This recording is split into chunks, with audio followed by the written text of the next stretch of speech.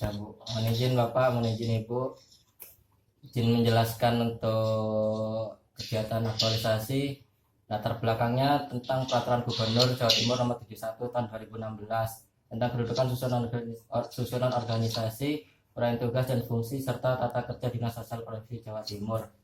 Lalu isunya belum adanya penyeragaman uraian jabatan pada analisis beban kerja sehingga pembagiannya masih tergantung kepentingan masing-masing OPD, khususnya di lingkup pejabat pelaksana Subbagian Tata Usaha Dinsos Jawa Timur.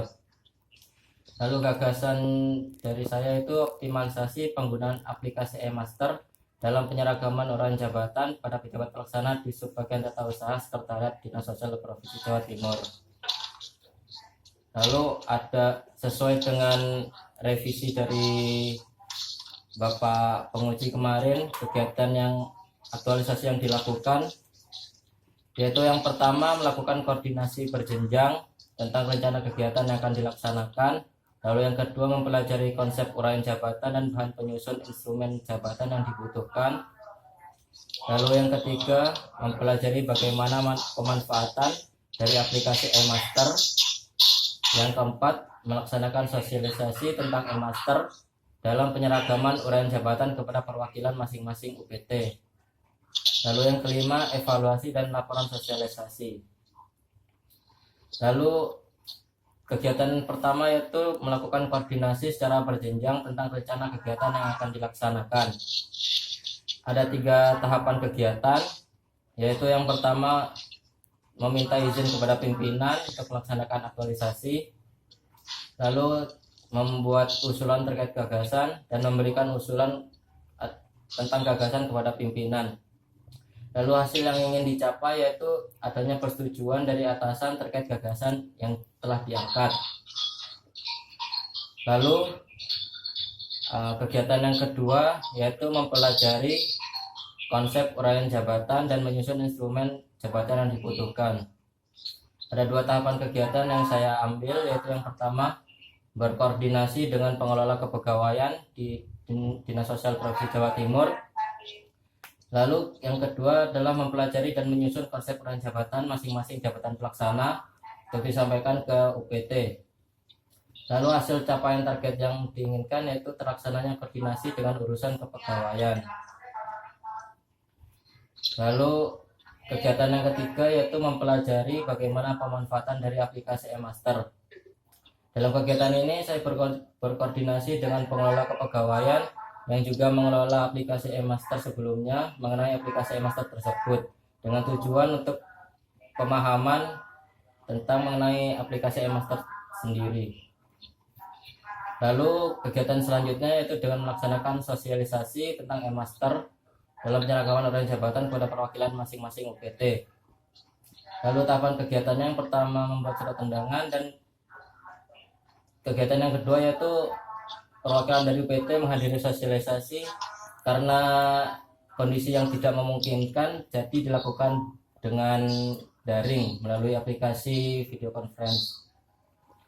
Lalu hasil yang ingin dicapai yaitu tercapainya kesepakatan dan keseragaman dalam penyusunan uraian jabatan untuk dalam Anjab dan ABK tahun-tahun berikutnya.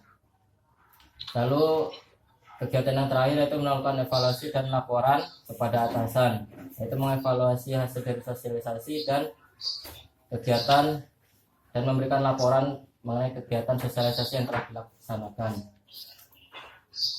Lalu kesimpulannya yang pertama adalah terciptanya kesepahaman persepsi antara peserta dengan kepala subbagian tata usaha mengenai kegiatan aktualisasi. Lalu yang kedua adalah adanya kesepahaman di antara pengelola kepegawaian di UPT tentang penyusunan uraian jabatan untuk dimasukkan ke dalam analisis jabatan dan analisis beban kerja.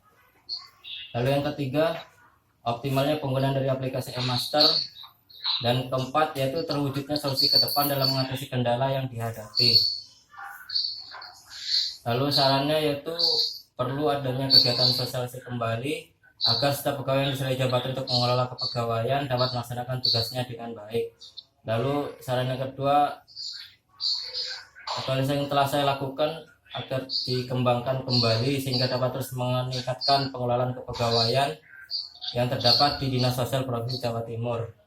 Dan yang ketiga, perlu adanya dukungan dari semua pihak agar inovasi yang telah dibuat dapat dikembangkan dan dilakukan secara kontinu. Demikian Ibu, terima kasih. Oke, terima kasih. Selamat untuk Eko Gunawan yang sudah melaporkan kegiatan aktualisasinya. Selanjutnya mohon berkenan Bapak Mentor Pak Kusuma Arpanja Elsos memberikan testimoni klarifikasi atas apa yang sudah dilaksanakan oleh Mas Eko. Monggo Pak, disilakan.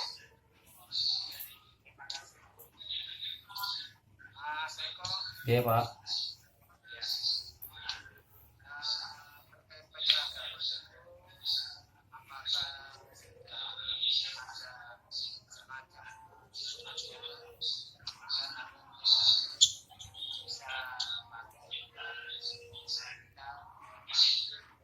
Bisa Pak, insya Allah.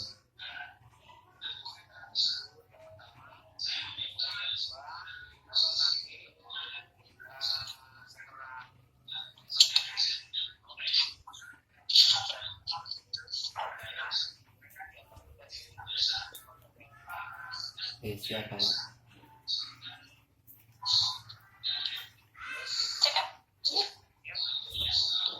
Monggo Pak, silakan dilanjut pilih. Masih ada?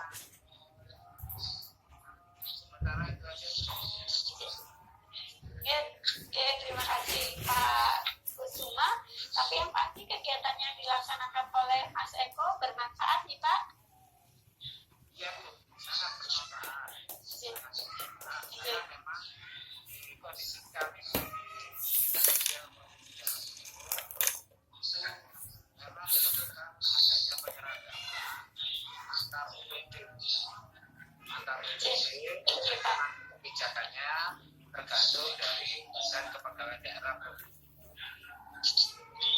Ya, matur nuwun Pak Kusuma. Ya. Ya, matur nuwun. Selanjutnya monggo Pak Firman untuk memberikan arahan-arahan. Baik, terima kasih Bapak Mentor, selamat bergabung ya, yang kesekian kali. Untuk Pak Eko ya, saya baca laporan Anda ya sudah cukup sempurna. Ya. Saya tidak terlalu banyak tanya dan saya hanya klarifikasi tadi.